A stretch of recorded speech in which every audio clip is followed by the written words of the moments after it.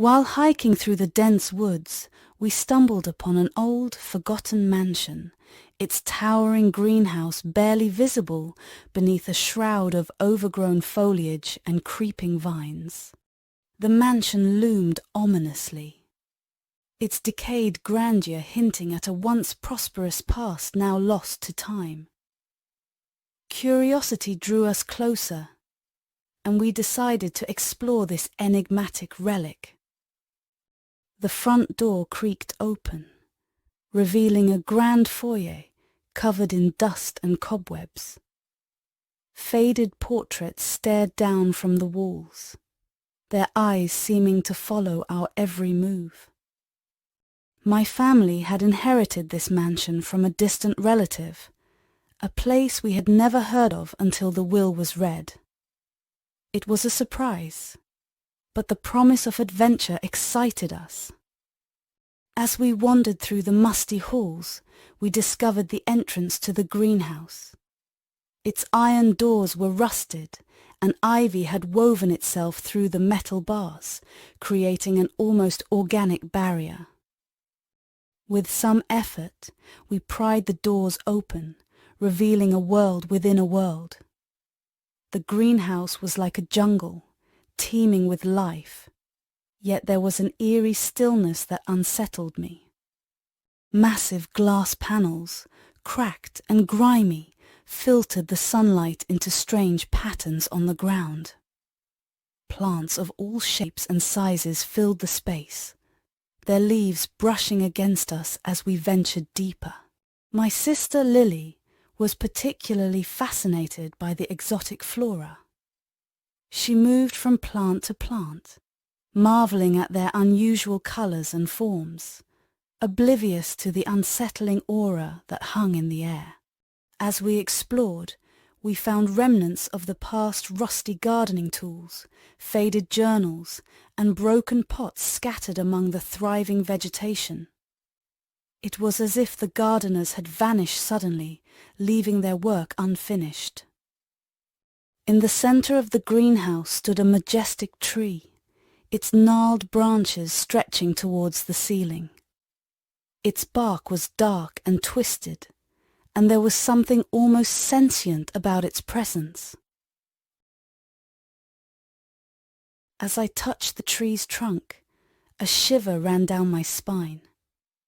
It felt warm, pulsing with a life force that seemed both ancient and malevolent. I quickly withdrew my hand, a sense of foreboding settling over me. That night, we decided to camp inside the mansion. We gathered in one of the less dilapidated rooms, sharing stories and speculating about the mansion's history. The greenhouse was a frequent topic of our conversations. I couldn't shake the feeling that we were not alone.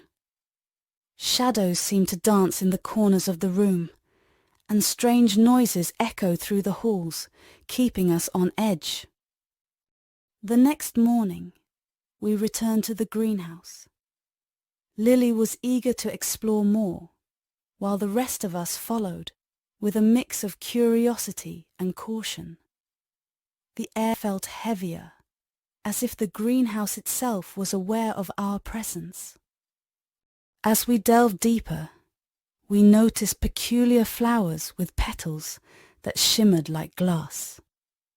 Their fragrance was intoxicating, luring us closer, but there was an undercurrent of something sinister beneath their beauty. Lily found an old diary hidden among the vines. It belonged to one of the gardeners, a woman named Eliza, who had written about her experiments with the plants and her growing obsession with them. Eliza's words painted a picture of a woman consumed by her passion for horticulture. She wrote of plants that could respond to human emotions, that seemed to possess a consciousness of their own. The diary detailed how Eliza and her fellow gardeners spent countless hours nurturing the plants, speaking to them, and conducting strange rituals. Their dedication was fervent, bordering on fanaticism. As we read, the greenhouse seemed to come alive around us. The plants rustled as if whispering secrets, and the air grew thick with tension. It was as if Eliza's spirit still lingered, urging us to continue her work. We discovered a hidden compartment beneath the tree. Inside, there were vials of strange liquids, ancient books filled with botanical drawings, and a journal detailing experiments with human and plant symbiosis. The journal revealed that the gardeners had been trying to merge their souls with the plants, believing it would grant them immortality. Their obsession had led them to sacrifice their humanity in pursuit of this goal. Horrified, we realized that the twisted apparitions we had glimpsed were the spirits of these gardeners, trapped in a nightmarish existence between life and death. Their passions had indeed transcended the boundaries of life. The greenhouse felt increasingly hostile. The plants seemed to close in around us, their movements more deliberate, their whispers more insistent. It was as if they resented our intrusion. Lily, captivated by the plants, began to exhibit strange behavior. She spoke of hearing the plants' voices, feeling their emotions, and sensing their desires. It was as if she was being drawn into their world. We tried to leave, but the greenhouse had other plans. The doors we had entered through were now covered in thick vines, sealing us inside. Panic set in as we realized we were trapped. Desperation drove us to search for another exit. But the greenhouse seemed to shift around us, its layout changing as if it had a mind of its own. Every path led us back to the central tree. The tree's presence grew more oppressive. Its branches seemed to reach out, pulling us closer.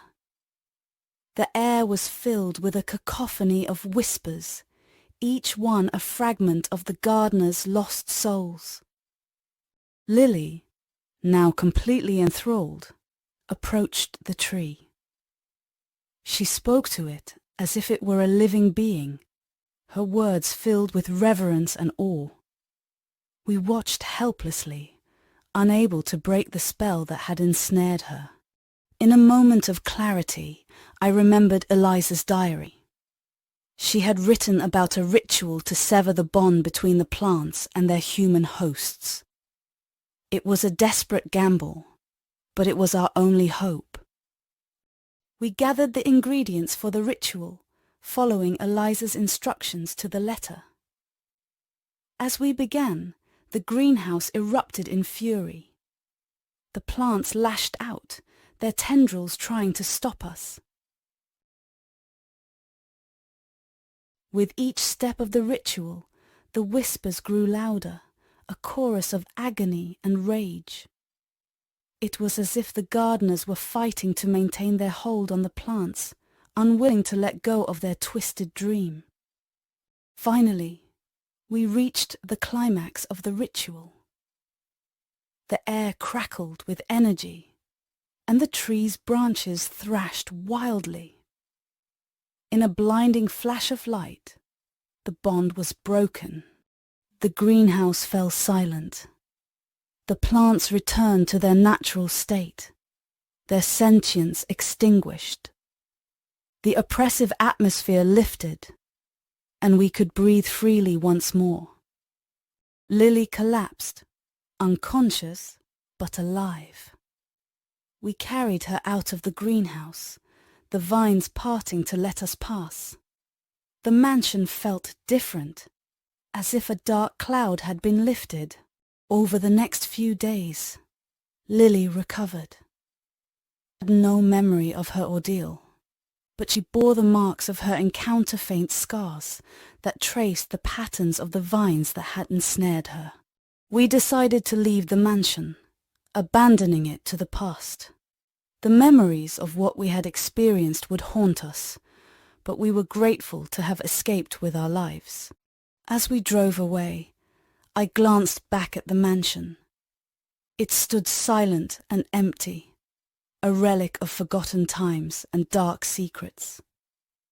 The greenhouse was hidden once more beneath a veil of greenery. The experience left us changed, a reminder of the thin line between passion and obsession, and the dangers of delving too deeply into the unknown. The mansion's secrets remained buried, its haunted flora a testament to the gardener's tragic fate. We vowed never to speak of it again, hoping to leave the past behind. As we fled the greenhouse, the sinister whispers of the haunted flora echoed in our minds, a chilling reminder of the malevolent spirits we narrowly escaped and the dark secrets still hidden within the forgotten mansion.